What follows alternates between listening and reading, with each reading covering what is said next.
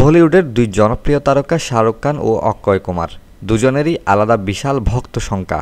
অনেক দিন ধরে দর্শকদের একটা ইচ্ছা দুই তারকাকে একসঙ্গে বড় পর্দায় দেখা, কিন্তু এখনও পর্যন্ত তা বাস্তব হয়নি। কেন হয়নি? এক সাক্ষাৎকারে মজার ছলেই সে উত্তর দিয়েছিলেন খুদ শাহরুখ খান।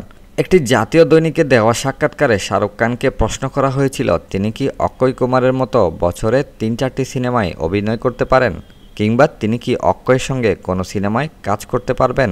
উত্তরে শাহরুখ খান হেসে বলেন, আমি ওর মতো সকালে উঠে কাজ করতে পারি না। শাহরুখ খান জানান, যখন আমি ঘুমাতে যাই অক্ষয় তখন দিনের কাজ শুরু করে দেয়।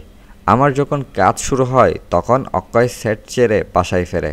ওর মতো সকালে উঠে এতটা সময় কাজে দেওয়া আমার পক্ষে সম্ভব নয়। তিনি আরও বলেন, অক্ষয়ের সঙ্গে কাজ করলে নিশ্চয়ই মজা হতো, কিন্তু আমরা তো সেটেই একে অপরের দেখা পাবো না। যখন ও বেরিয়ে যাবে তখন আমি ঢুকবো।